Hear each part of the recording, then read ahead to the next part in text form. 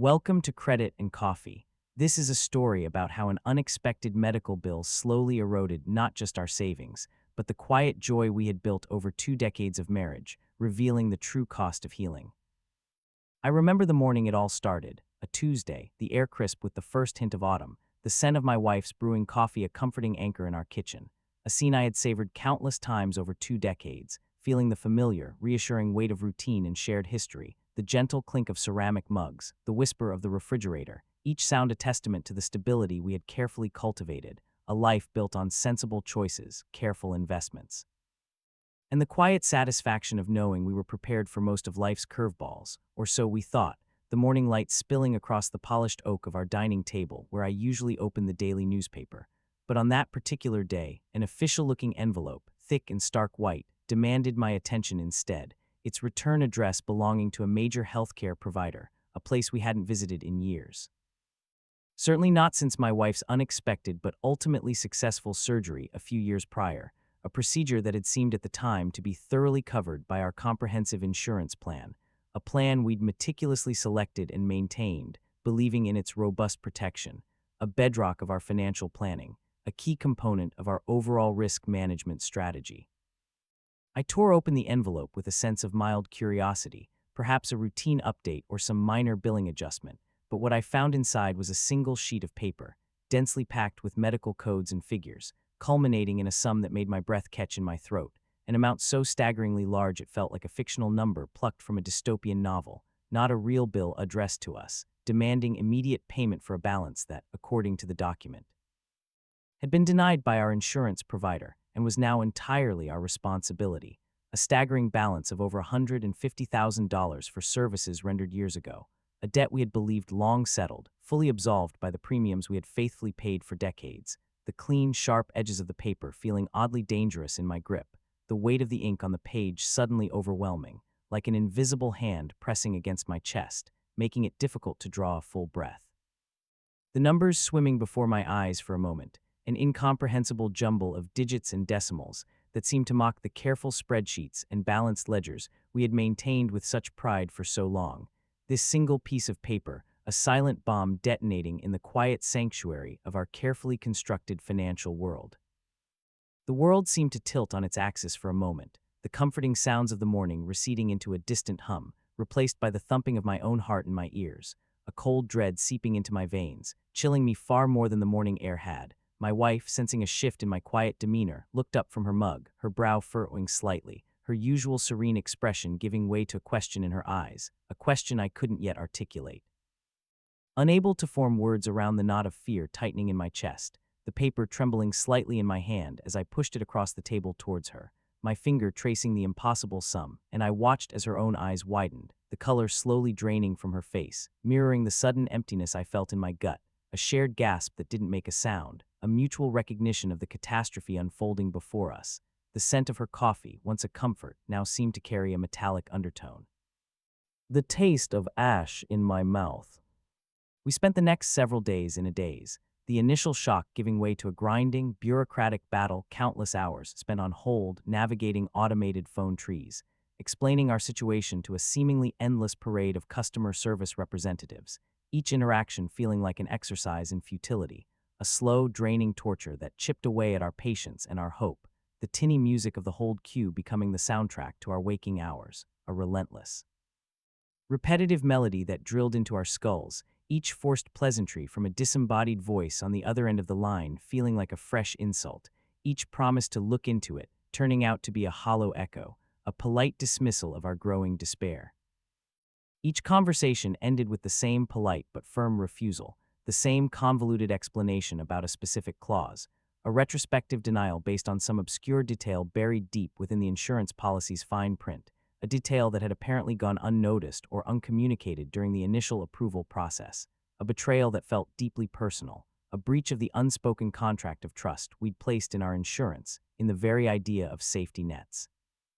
A system we had paid into diligently for decades, believing it stood as a fortress against such vulnerabilities, only to find its walls dissolving into an impenetrable fog of legalistic jargon when we needed it most. It was an insidious process, this slow chipping away, leaving us feeling exposed and foolish, as if our prudent planning had been nothing more than a childish game of make-believe.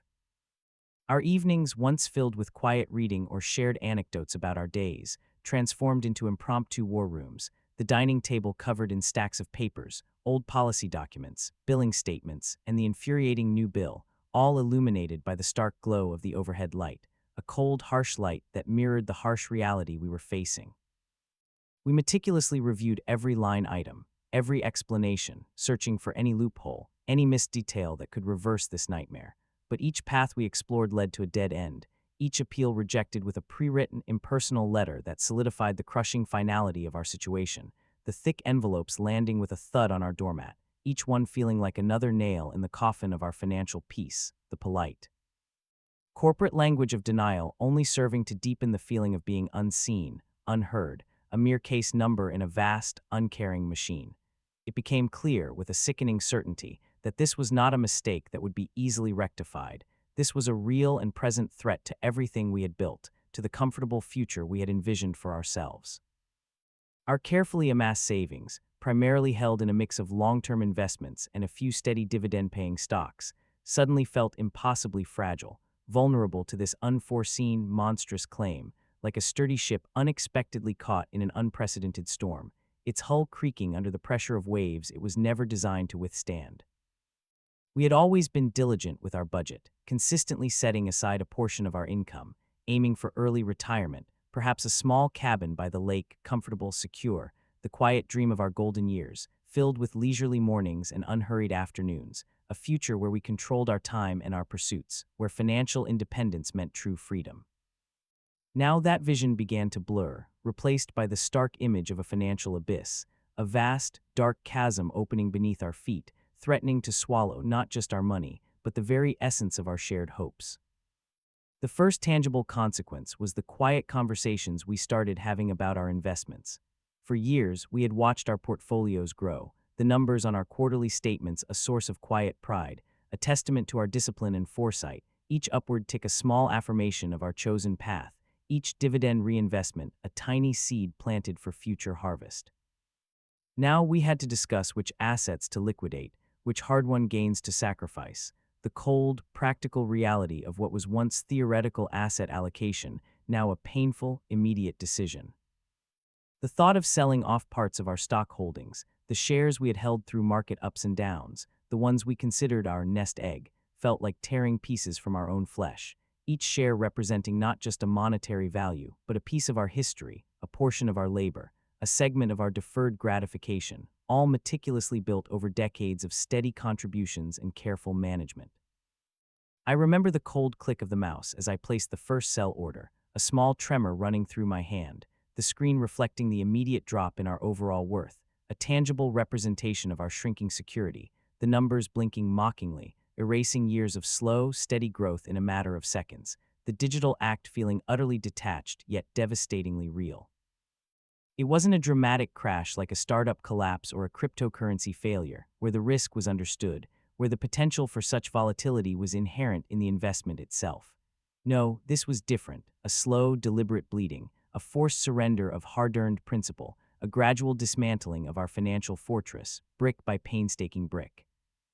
Each subsequent liquidation felt heavier than the last, the emotional toll accumulating, leaving a quiet ache in its wake, the act of selling becoming a ritual of loss, a small funeral for a future we had believed was assured. The feeling wasn't just about the money itself, but what the money represented: security, choice, freedom, the comfortable certainty of our future, the buffer against unexpected events, the potential for generosity towards our children, the quiet dignity of independence.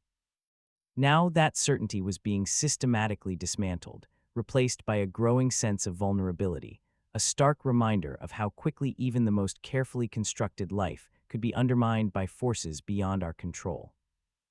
Our quiet joys began to fade, subtly at first, like the slow dimming of a lamp. The spontaneous weekend trips to the coast, once a cherished tradition, the salty air on our faces, the distant cries of gulls, the sense of renewal that came with stepping away from daily routines, were shelved indefinitely, replaced by the silent calculation of what each such excursion would now cost us in lost principal. Dinners out, a simple pleasure we had always allowed ourselves, a chance to connect over good food and warm conversation in a bustling atmosphere, became a rare indulgence, meticulously weighed against the ever-present shadow of the medical debt, the menu prices suddenly seeming astronomical, each item an accusation, a luxury we could no longer afford with a clear conscience. At the supermarket, I found myself instinctively reaching for the generic brands, my eyes scanning the menu board for the cheapest options, comparing unit prices with an intensity I hadn't consciously developed in decades. A stark reminder of our changing circumstances, the textures of the cheaper packaging feeling unfamiliar, slightly rougher, a small but constant tactile reminder of our new reality. The muted flavors of less expensive ingredients, a quiet echo of our diminished circumstances. The once bright walls of our apartment, which had always felt like a sanctuary, a haven of peace and shared history, began to feel like a comfortable cage, a place we owned but were slowly becoming trapped within. The mortgage, once a manageable expense, now felt like another tether in a tightening financial noose, making us acutely aware of being house poor, where the physical asset felt less like a comfort and more like a drain, a beautiful burden. There was a pervasive anxiety, a low hum beneath the surface of everyday life, a constant awareness of the ticking clock of payments due, of the dwindling numbers in our accounts, a phantom tension that tightened my shoulders, a dull ache behind my eyes. It wasn't overt conflict that strained our marriage, no heated arguments about spending or blame, no sharp words flung in frustration, but rather a shared, unspoken tension, a tightening around the edges of our usual easy camaraderie, a sense of collective burden that muted our laughter and deepened our silences. We would catch each other's eyes across the breakfast table, a knowing, weary glance that conveyed more than words ever could, a silent acknowledgement of the weight pressing down on us both, a shared solitude in our quiet suffering, a loneliness that arose from the inability to fix the situation, to simply make it disappear. Sometimes, late at night, I would lie awake, staring at the ceiling, the shadows cast by the streetlights outside dancing on the plaster, my mind replaying financial decisions from years past, wondering if we could have done more, saved more, invested differently, if our risk management strategy had truly been adequate, if we had been naive in our assumption of security. I remembered a friend who had dabbled in Bitcoin early on, urging me to invest, promising astronomical returns. I had dismissed it then as too volatile, too speculative, preferring the steady, predictable growth of traditional stocks and mutual funds, the conservative approach feeling like the responsible one, the safer bet. Now in the dark, a bitter what if echoed in my mind, a phantom regret for a path not taken, even though I knew rationally that chasing such fleeting gains was not who we were, not how we built our stability, that such a gamble could have just as easily led to a different, perhaps even worse, disaster. The quiet desperation of keeping up appearances, which had always been a distant concern, a fleeting thought dismissed as unimportant, began to niggle at me. We lived in a neighborhood where many of our friends enjoyed a certain level of affluence, and while we were comfortable, we had never been ostentatious, choosing quality over flash, experiences over possessions. Now the idea of having to explain our sudden shift in lifestyle, the absence from social gatherings that involved expenses, the polite but firm refusals to join weekend excursions or expensive dinners, felt like another burden, a social cost on top of the financial one. We didn't want pity, nor did we want to reveal the cracks in our carefully constructed facade of financial stability, the slow decline we were experiencing behind closed doors, the quiet erosion of our security that felt so intensely private, almost shameful in its unexpectedness. It was a strange irony, this desire to maintain the illusion of ease while our inner world felt increasingly brittle. The chill of morning air that once invigorated me now often felt like a physical manifestation of the cold financial reality we woke up to each day, a shiver that started deep in my bones and settled in my gut. I would sit with an empty coffee cup on the table, lost in thought, the aroma long gone, the lingering bitterness a perfect metaphor for the taste in my mouth, for the dull ache in my spirit. My income, while still steady from my work, felt insufficient, swallowed whole by the demands of the medical bill, like trying to fill a bottomless pit with a teacup. We couldn't just earn more to cover such a monumental expense without drastic, potentially destabilizing career changes, which at our age felt like an impossible risk, a leap into an unknown future where the safety net we once had was now shredded, the prospect of starting anew daunting, almost terrifying. We were in the sandwich generation, a phrase I often heard, with our own aging parents needing occasional support, their own medical needs and dwindling resources a quiet, ever-present worry, and the vague, looming anxiety of our children's future expenses, though they were grown and independent, still a psychological weight, a deep-seated parental instinct to protect and provide that felt increasingly compromised. The thought of taking on new debt to pay off old debt was anathema, a slippery slope we vehemently avoided, a path we knew led only to deeper entanglement, a spiral that could consume us entirely. We understood the principles of credit, and while ours remained impeccable, a testament to years of responsible financial behavior, we refused to use it as a crutch for this unforeseen catastrophe, knowing that trading one type of debt for another was merely rearranging the deck chairs on a sinking ship, delaying the inevitable and potentially compounding the problem. The quiet hum of the old refrigerator, once a comforting sound, now seemed to carry a subtle, oppressive drone, a constant reminder of the electricity bill, another small drain in the relentless tide of expenses. Each grocery trip became a strategic mission, a mental calculation of calories per dollar, a quiet negotiation with my own desires for simple pleasures, for fresh berries or a good cut of meat, always choosing the utilitarian over the indulgent, the necessary over the desired. What truly started to drain our quiet joy was the gradual loss of future possibilities, the slow unspooling of the carefully woven tapestry of our dreams. We had planned for travel, for hobbies, for a comfortable buffer against unforeseen emergencies, dreaming of distant lands, of quiet evenings pursuing creative passions, of a security that would allow us to face old age with grace and dignity. This bill had not just taken our money, it had taken our sense of control over our own destiny, the feeling that we were the architects of our own lives, shaping our future with intention and careful preparation. It felt like a subtle betrayal, not by a person, but by the complex, impersonal systems we relied upon, the very infrastructure of modern life that promised protection but delivered only a crushing burden. There were moments of quiet support, those small acts of solidarity that kept us from completely unraveling, threads of resilience woven into the fraying fabric of our days. My wife, sensing my brooding silences, would sometimes simply place her hand over mine, a silent acknowledgement of our shared burden, a connection that transcended the financial anxieties, a warmth that radiated through my skin, reminding me that I was not alone in this struggle. We started taking long walks in the park near our home, a free escape, finding solace in the rustling leaves, the distant chatter of children, the simple beauty of the natural world, moments that reminded us that not everything could be bought or sold, not every joy was tied to a bank account balance, that the profound beauty of existence was still available to us, free for the taking. We learned to find a new kind of contentment in these smaller, simpler joys, in the warmth of holding hands, in the shared laughter over a silly movie on a quiet evening, in the simple act of preparing a meal together, savoring the flavors, the process, the present moment, each bite a small victory, each shared glance a reaffirmation of our unbreakable bond.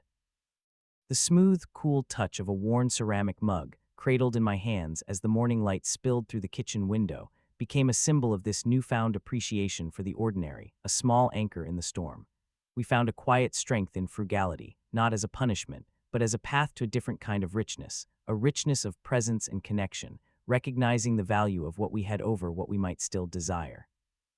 Our discussions about investments shifted too. No longer were we solely focused on maximizing returns or achieving aggressive growth targets. Instead, we spoke of preservation, of protecting what little liquidity we still had, of ensuring we could meet basic needs, our strategy now one of cautious defense rather than ambitious expansion, a grim but necessary reevaluation of our risk tolerance. The stock market, once a source of optimistic projections, now felt like a distant, unpredictable beast, its movements largely irrelevant to our immediate, pressing concerns, our focus narrowed to the daily grind of survival.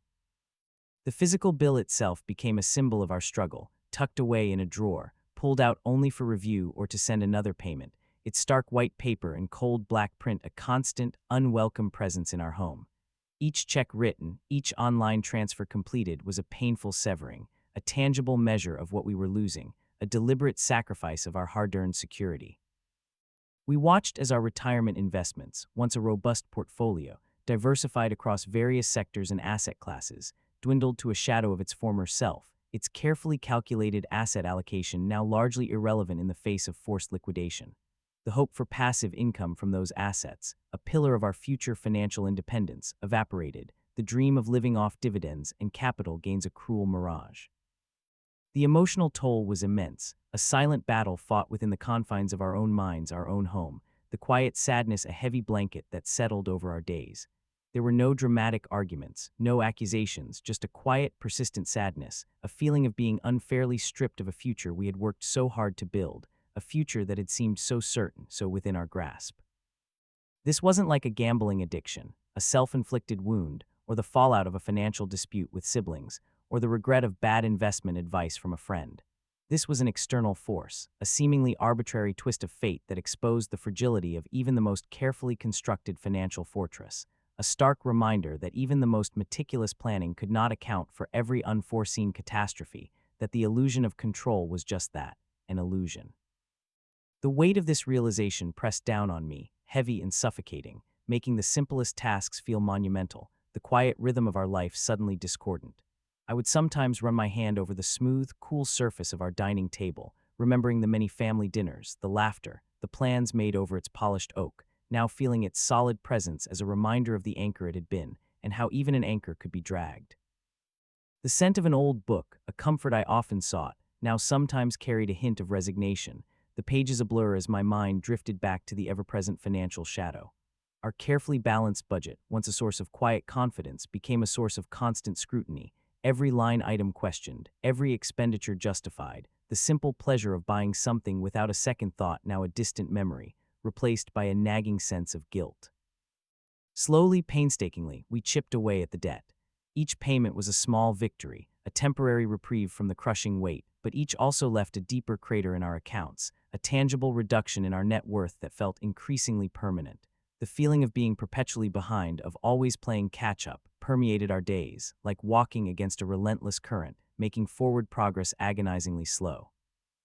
The constant anxiety of inflation and rising costs, particularly for groceries and utilities, made every budgeting decision feel like a high-stakes negotiation, a battle against an invisible enemy that eroded the purchasing power of our remaining funds. We adapted, becoming more resourceful, more frugal, learning to stretch every dollar further, rediscovering the forgotten arts of mending and making do, but the ghost of our former financial ease lingered, a quiet reminder of what we had lost, a shadow stretching across our present. I observed my wife, her strength, her quiet resilience, her unwavering spirit in the face of such adversity, and realized that our love, our partnership, was far more robust than any financial portfolio, more valuable than any stock certificate or bond. It was in these lean times that our bond deepened in ways we might never have discovered otherwise, forged in the crucible of shared hardship, tempered by the fire of necessity.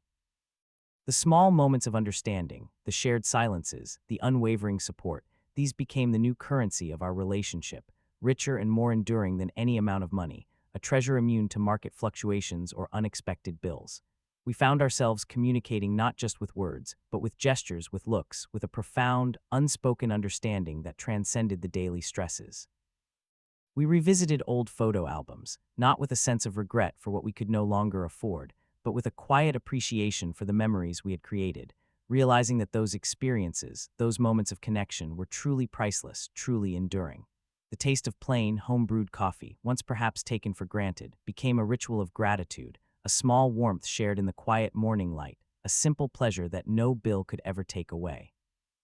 The texture of our old sofa, where we would sometimes sit in companionable silence, became a comfort, a familiar embrace in a world that felt increasingly unpredictable, its worn fabric a testament to years of shared moments, of quiet evenings, of life lived fully, regardless of the fluctuating numbers in our bank accounts. Our approach to even minor financial decisions, like a small repair on the car or a necessary household appliance replacement, became a complex equation, weighing immediate cost against long-term durability, every purchase now viewed through the lens of necessity and longevity, a testament to our new, more minimalist philosophy. This forced financial minimalism, initially a source of stress, began to slowly morph into a quiet liberation and shedding of the non-essential, revealing the core of what truly mattered. The day the final payment cleared was strangely anticlimactic. There was no fanfare, no sudden surge of relief, just a quiet email confirmation, a transaction complete, a simple line of text on a screen confirming that the balance was zero. We sat at the dining table, the same table where we had first opened that terrible bill, now free of papers, just two empty coffee cups and a quiet sense of exhaustion, a profound weariness that settled deep into our bones. The debt was gone, a monster vanquished, but so too was a significant portion of our life savings, our buffer, our cushion against the uncertainties of old age, the tangible results of decades of prudent financial planning now a ghost in our accounts. The silence that followed was heavy, filled with the echoes of what had been and what now was not, a stillness that spoke volumes about the invisible costs of healing, about the silent sacrifices we had made.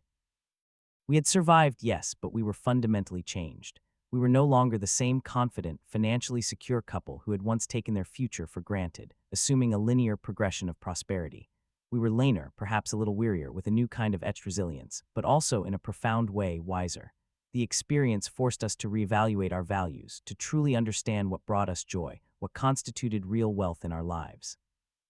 It wasn't the numbers in the bank, or the potential for lavish travel, or the accumulation of possessions, but the simple, everyday presence of each other, the comfort of our home, the quiet moments of shared companionship, the unwavering loyalty of our partnership. The sound of a bird singing outside our window, once just background noise, now seemed sharper, clearer, a small, perfect symphony of existence.